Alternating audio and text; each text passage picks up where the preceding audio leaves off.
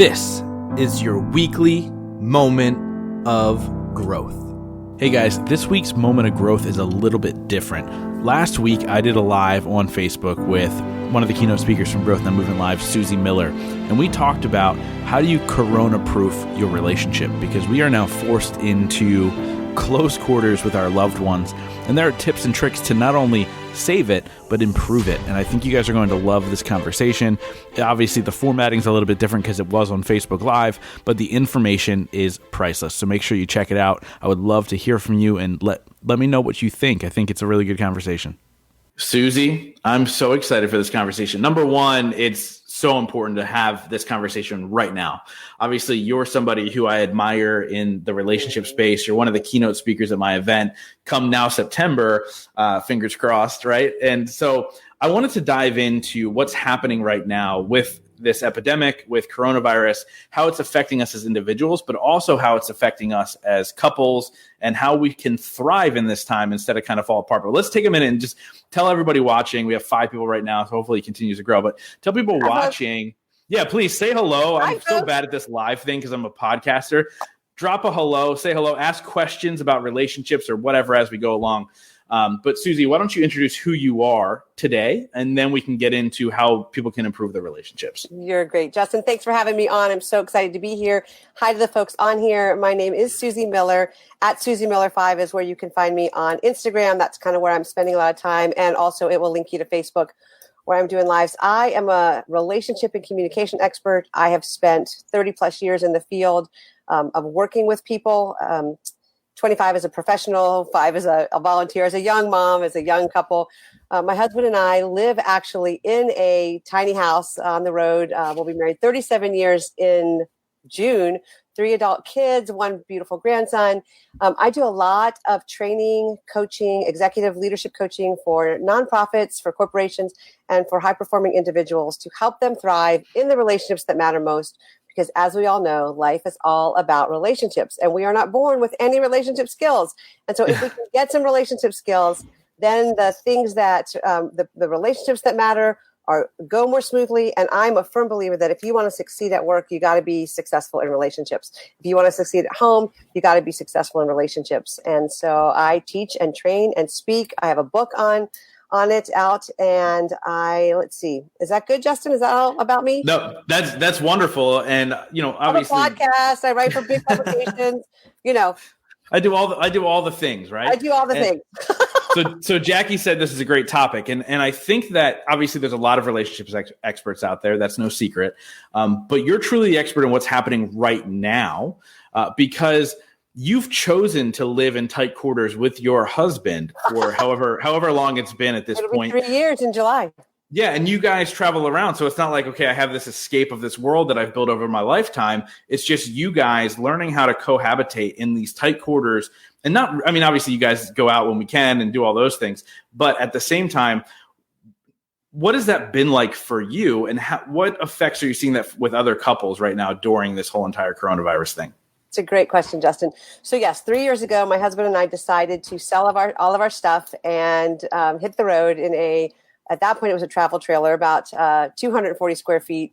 A year ago, we upgraded to 325, 30. Let's just say my kids were like, you upgraded by 50%, 340 square feet. And we actually live on the road full time. And so it's been interesting in this Corona crisis to look at what were some of the things that bothered us then, some of the nuances of living in tight quarters and kind of bring them forward. But also on top of that, some of the questions my clients are asking about how do I live with this person that I love, not always like 24/7, add on kids. And for me, the thing I want to say to all of you is whatever you're going through stress-wise relationally is normal given where we are. As I have listened and talked with people, one of the things that I have realized is even the strongest of relationships are struggling. So if you are doing well coming into this, there is tension. We have a real threat we're facing, and we are positive about it. And Justin and I both are of mindset, matters. Kind of you can control what you think, say, and do. But there even for us who have done this for 3 years and are used to living together 24/7. We both work from our little home. We have had moments of just snippy. John said something to me the other day, and I kind of looked at him and I was like, the part of me wanted to just go at it with him. Like, do you know how that sounded? Like that tone of voice? Like, I don't know why my text's not working. And so we had this moment and I was like, wait a minute. The tension we're feeling right now is above normal. It is because of this corona crisis. And so what I have begun to invite people to do with their selves, with their kiddos, with their marriage is kind of bookend it and go, let's do this for the moment. Let's create a marriage or an important relationship for the moment. Because if we bring all the old stuff in, we're under a tsunami, not going to work. So let's take some of the stuff that doesn't have to be dealt with and put it in a box over here. We'll deal with it later and think about who I want to be for this moment as a wife, mom, entrepreneur, business owner, significant other. Who do I want to be in this moment? And what's the best version of myself in this moment? As opposed to looking at I think we all hit a full stop. We had all these dreams, goals, and things hit a full stop. And if we live back here, we're going to end up bringing junk into this moment that's only going to slow us down. Does that make sense? Yo, and it's so true. We talked a little bit before I hit record, actually a lot of it. I don't even know what time it is right now. But we talked before I hit record and we talked about how we need to identify what's happening in this world and what does that mean to us first. And I think that's really important when you say, okay, how does this affect a relationship that I'm in, right? Like if I decide that this is the end of the world, if that's what I decide in my head, like, oh my gosh, and I'm panicking and all these things, I'm going to bring that stress into this world. So let's talk about that a little bit about why is it important to identify what it is? And then how can we control how we're reacting to that? It's a great question. Okay, so I have this thing I teach every time I speak and probably on every live I've been on, and it is called Name Your Feelings. You've got to name what's going on inside of you because the myth is if I pretend it's not real, I'm in control of it. And what really is happening is you're trying to squish down something that's going to pop out somewhere. So when I speak on this, I have this slide. It's a beautiful blue, cool water with a beach ball on it. And in that slide, you can imagine in a moment, if you've ever been at the beach or on a pool and tried to hold a beach ball underwater or jump into an inner tube, invariably it pops out somewhere. It slides out sideways and it always slides out and skids across the pool. It's a pain. And honestly, our feelings do the same thing. If we try to stuff our feelings, they will come out somewhere. They will come out sideways in a zing toward your significant other, in a snap at your kids, in an unkind comment to yourself, and you might get caught up in a story in your head. And so what I have learned and what I teach is if you can name your feelings, you then can decide what to do with those feelings. And the thing is, Justin, feelings are, period, end of sentence. We can't control our feelings. You might be feeling incredibly anxious and be a positive person and go, who is this, psycho person who's wiping everything down? That's not me. I'm feeling anxious. I'm feeling scared. We can't control what we feel, but we can control what we do with what we feel. And so with ourselves, we've got to start there. I'm going to take control of what I do with what I feel. And the first thing we have to do is name that. I'm feeling, put in the blank. So y'all in the comments say, I'm feeling, what are you feeling? Some people are feeling anxious. Some people are feeling angry. I found myself yesterday. I had this energy about me and I was like, this is not a positive energy. And I realized I was getting angry at some people who weren't doing what I thought they should be doing in terms of self-quarantine. Now, I don't run the world. I don't control everybody. But I was angry about people who weren't doing X, Y, Z. And when I named it, I could feel myself go, okay, I don't need to carry that anger. I don't need to let that anger take over my evening and snap at my husband or kick the dog or, yell at my kids or whatever we do with our anger or eat a bunch of carbs or drink myself silly to get rid of our anger. If we name it, we then can choose what to do with it. Yeah, no. And please, like what Susie said, drop in the comments. I am feeling scared. I am feeling anxious. I'm feeling relaxed. I am feeling hopeful. Whatever your feelings are, drop them in the comments because I think it's important to acknowledge that we all feel different ways about this. Yes. And I was actually on a live with my friend Doug the other day, and I had mentioned the day that the government came out and said, we're going to be shut down for April. I kind of lost it a little bit. And my girlfriend can vouch for this.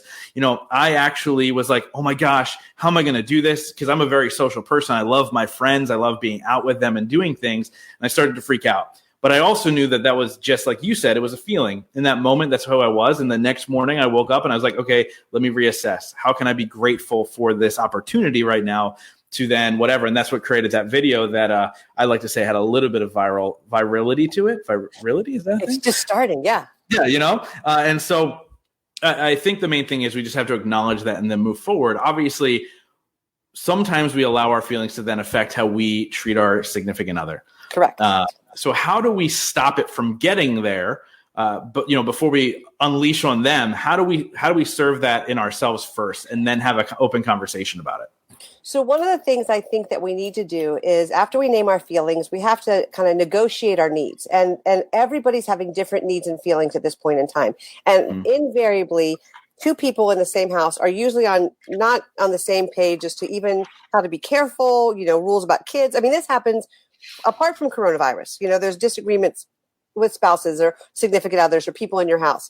And so if you kind of name them and you have control over them, then one of the things I've had a lot of people do in this time to Corona-proof their relationship is do what's called negotiate your needs. And literally, it's a really fun exercise. Grab some Post-it notes and some pens and a couple colors if you can. And what I have said to do is write down all your needs on a piece of paper, each one on a separate Post-it note, and literally put them on the table, line them up. I need, quiet for introverts, for example. For introverts, I need 30 minutes to 60 minutes a day where nobody's around. I mean, a tip for all of you who have introverts in your life: quiet time with you. If you're an extrovert, quiet time with you is not a recharge time. Introverts recharge completely alone. I did a whole post on introverts and extroverts because there was such a dichotomy here. And again, usually we're drawn to people who are different than us. My husband is a very high introvert, and he needs time all by himself to recharge. Being quiet with me doesn't recharge him. So like a need would be, I need 30 to 60 minutes. An extrovert might say, I need your attention, after dinner, even if you're just there with glazed over eyes. I need to pretend we're having a conversation because I need to use up some words. I'm a verbal processor. I had two client, and both of them were in significantly leadership jobs, and they're both now at home. And it's like, how do we negotiate when we need, time to work? And I love this man. He went, I need from 9 to 5 in my office, unbothered. I go, no, that's a want. That's a want. But I need, from 3 to 5 because I'm making phone calls. I'm doing live videos. I can't be interrupted. How do we navigate or negotiate these needs? Because we're in this together. And if you don't know what your needs are, here's what happens. They come out as demands. They come out as anger. They come out as, well, you weren't there for me, or why do you get this time? Why aren't you reading my mind is usually what it means. And so what I tell people is, if you can, negotiate your needs, write them down, and then talk about them and kind of prioritize. What are our top 3? How are we going to do lunch with the kids while we both are working full time?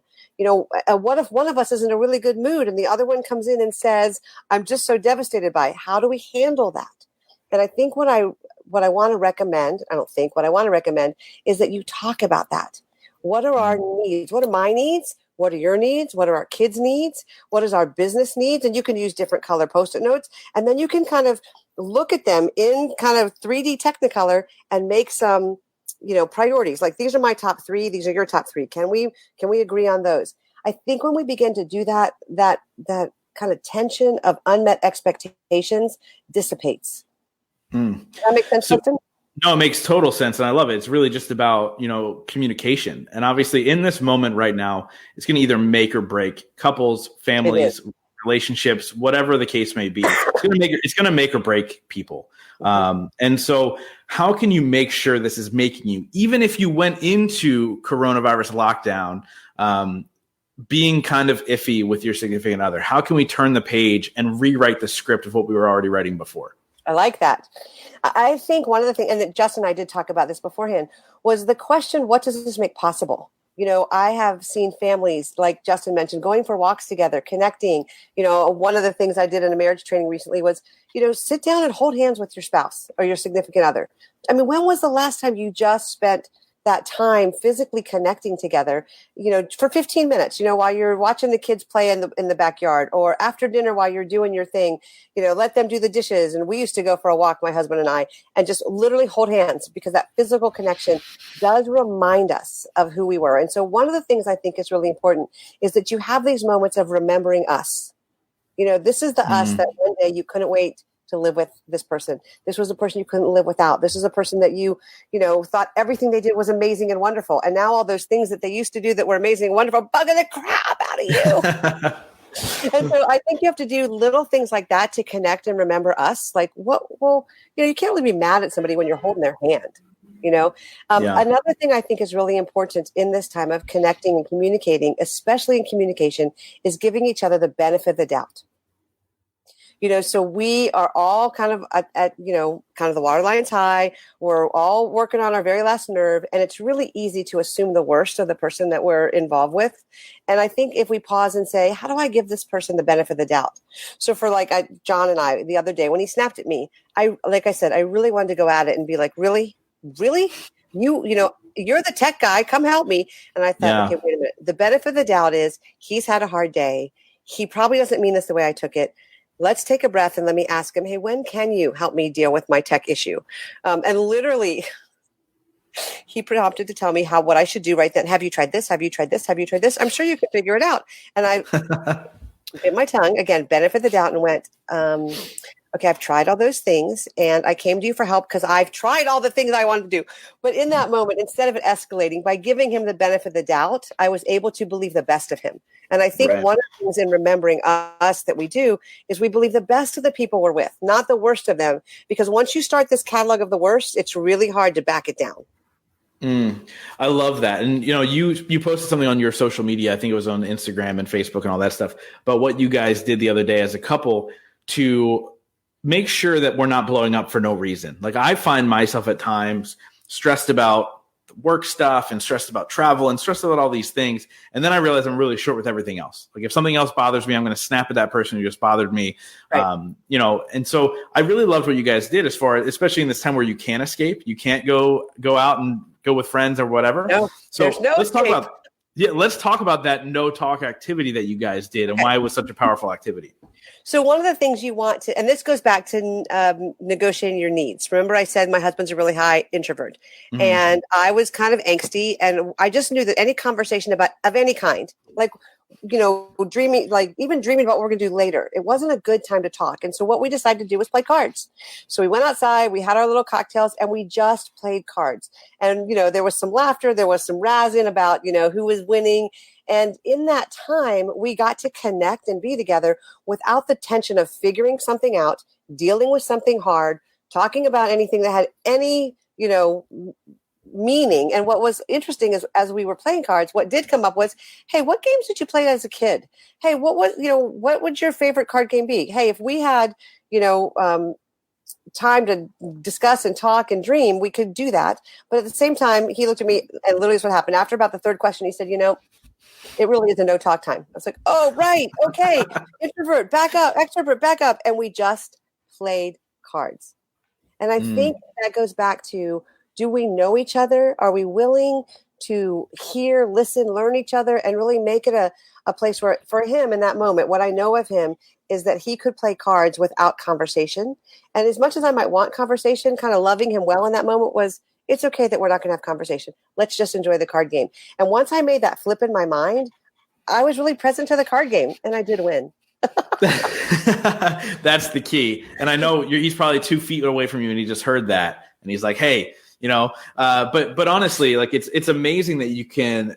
I think the key here is to understand who it is you're locked in this house with, right? It's not always a significant other. Sometimes it's a friend, a roommate, or your kids or whatever.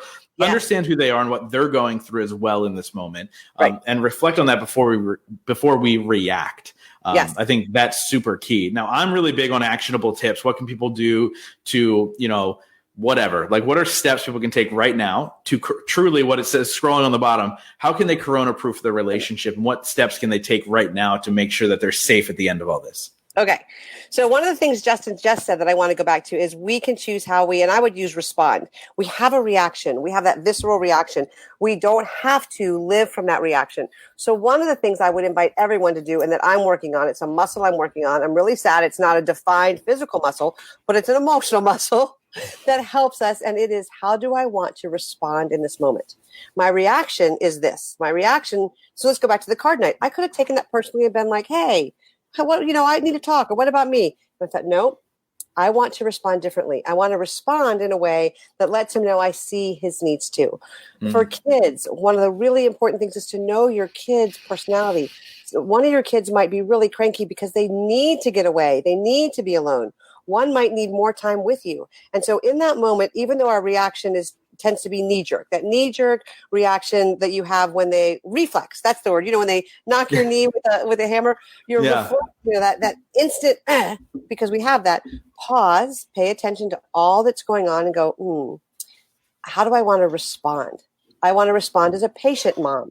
I want to respond as a boundary driven mom. Like, hey, we said, this was the boundary. Dad and I are, having our quiet time, our couple time. You need to be over here. Or no, you can't have screen time until you get these 4 chores done. I want to respond in a calm manner. And I think when we pause, take a deep breath, count to 10, and then to say in our minds, how do I want to respond? One of the questions I'm asking myself and everybody in literally how to Corona-proof your relationship is, who do I want to be in this moment? Who do I want to be in this crisis time? Because when I go to that, I can bring the best version of myself to the moment. And sometimes the best version of myself and yourself might be, you know what, folks, you're working on my very last nerve and this is not going to go well. So you might just want to back away.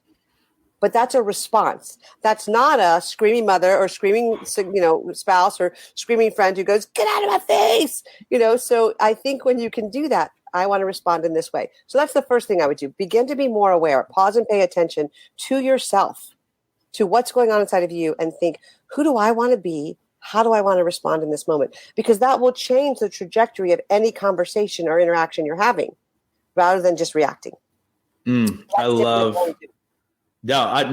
all of that stuff. And it's so true. Like, look, reflect on yourself. I think at the end of the day, as we react, sometimes we don't think about how does that make me look in this moment? And then when am I going to look back and be like, man, I was really a jerk. And like, nobody wants to beat themselves up. So stop it before it happens. Right. Because we've all been there. And we can all relate to that.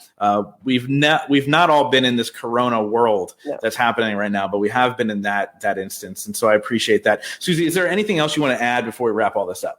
Well, one of the things I would say is, let's say we're going to blow it. You blow it. I love what Justin just said. Sometimes we blow it. And more often than not in this high tension place. So again, gracious with yourself. Personal work here is actually almost more. Oh, I can't believe I'm saying this. Actually, no, it isn't.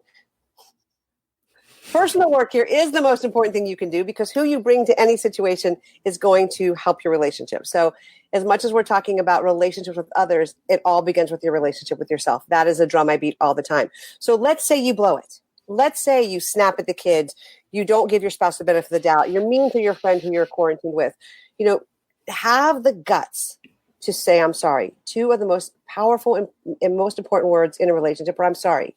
Here's the thing. Saying I'm sorry doesn't mean I was a jerk on purpose. It doesn't mean I did that to be mean. All it means is I'm sorry that what I did impacted you in a way that was less than ideal. And so if you're willing to do that, that is a huge grace in relationships. And I would say that to yourself too. How many times have you woken up, Justin, and regretted what you've done? And then the beat up cycle starts. And that doesn't help anybody. So gracious to yourself. And I'm sorry with the people that you're with. Hey, I'm sorry that instead of responding, I reacted. I'm sorry. And be willing to live in that place of, we're learning together. We don't have this figured out. And I think admitting, I guess my one big thing in terms of growing personally is admitting these are unprecedented times. We are living in incredible uncertainty. And so anything you can get clear about, and the clarity I would invite you to most is clear about who I want to be in this moment, because clarity will bring calm. It will bring comfort. It will bring, connection in the midst of the chaos. And that is one of the biggest things you could do to Corona-proof your marriage, is really get clear about who you want to be in this crisis, but also in this moment sliced day by day. Yeah, the biggest thing that I've done is I've accepted the fact that I can't change what's happening outside in the world, so much so that I actually invested in house slippers for the first time in my life, because I know I'm not going anywhere. It's out of control. Yeah. This is facts. I'm wearing them right now. I won't show them because that would be an awkward pose for everybody to see.